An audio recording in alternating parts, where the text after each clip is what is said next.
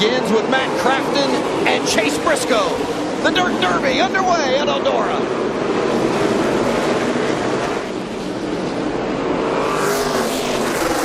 There's that 6 wide you were talking about, It Mike. didn't take long either, did it? I promise I wasn't overselling.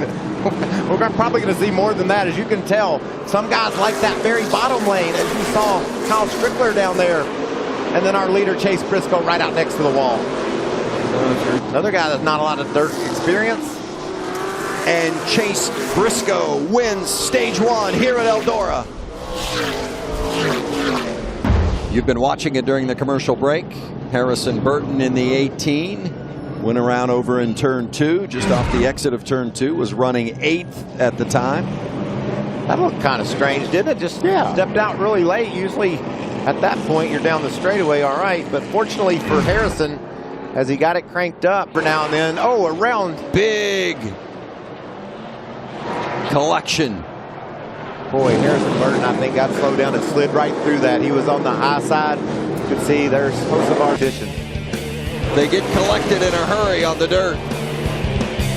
Christian Eckes around and several others involved. Coming back to Eldora after this.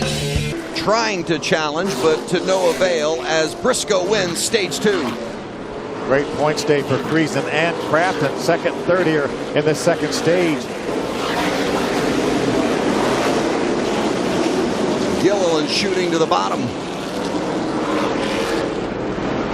Marlar 3 wide up the middle on the back straightaway. Chastain struggled a little bit on that restart.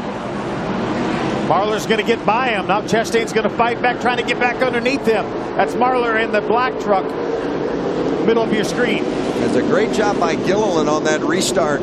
He went to the bottom and then was able to come up to the top in front of the others, and he went to second. And around goes Chastain. Right in front of most of the field. That was... Let's see what happens to Chase in the middle of the screen there. They were 4 wide as they got to him. Shipley did a great job in that blue 80 truck getting by. And Briscoe there alongside Sauter making the pass for position. And Strickler has gone around. And Briscoe and Sauter are involved, still trying to keep it rolling the right direction. The caution obviously is out. Creed running the wall, and Strickler just went around. Well, Sauter hadn't wrecked yet, so there's more action there. Let's watch the green truck in the middle. That's Johnny Sauter. Side by side, that's the silver truck of Briscoe on the inside. So there's Strickler going around, but doesn't make any contact with Sauter.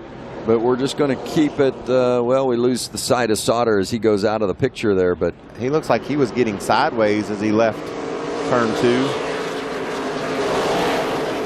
Jennifer Joe Cobb getting spun around. Okay, so about half the field was involved in separate incidents on one lap. Yeah, Dodson. There you see the Sauter trouble. Yeah, Tyler Dipple, the 0-2, was around right in front of Johnny, and then you see Chase Briscoe trying to get through there as well. And that's did what. Green is waving, 2 to go in the Dirt Derby at Eldora. Friesen got a good launch. Creed chasing him. He'll slip into the second spot. Infinger into third. Look at that wide back there, about 4th and 5th on back. Creed cleanly through 3 and 4. 1 lap remaining. Stuart Friesen, 1 to go. Infinger slips into third, but it's going to be a chase for Stuart Friesen. If he can navigate this into the track mistake-free, he will finally do it. The wait is over for Stuart Friesen. He has won at Eldora.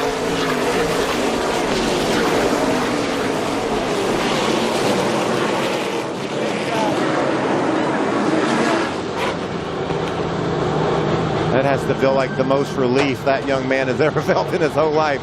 So close, so many times, and such a gamble he took. He put the ball in his court. He said, I'm going to win this race if I stay out. And that's what he did.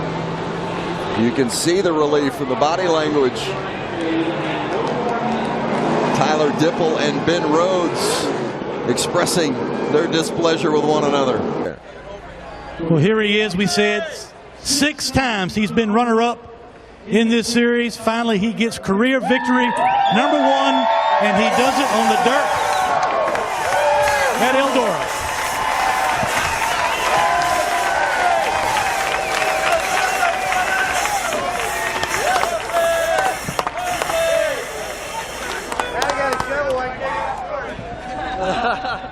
Stewart, we've watched this team all year, or for the last couple of years for that matter, run so well, be so close.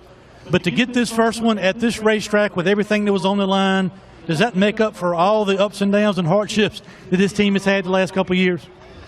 Absolutely. Oh, man. Thank you to all the race fans that stuck with us, that kept pulling for us. Everybody that came to the Dirt Modified Hauler and said, man, I thought this was the week. Today, this is the day, and this is the week.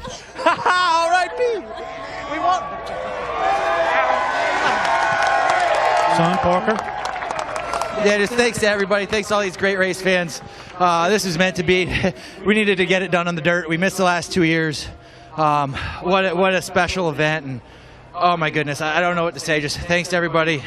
Thanks to Halmar, Chevrolet, GMS Fab Shop for working their butts off here the last couple of weeks, and we appreciate it all. We appreciate all these guys. Man, these guys have been down and out, and they keep busting their butts for me and working on stuff and fixing stuff and putting in so much long hours, and I can't thank everybody enough. There was a lot of conversation between you and Tripp, who's right behind you, about what to do at the end of that second stage to put yourself, everybody's happy. Go ahead, Parker, show them.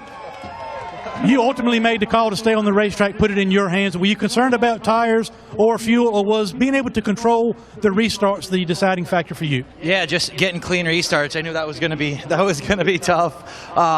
We just couldn't get a long run going, and those first 2 stages we never really got a long run, and I'm like, we couldn't be too hard on the tires. We weren't using a lot of fuel. We got pretty slick, and Tripp left it up to me, and the driver always wants track position, so we took it and held him off. That's Stewart Friesen. He's victorious at Eldora. Alan?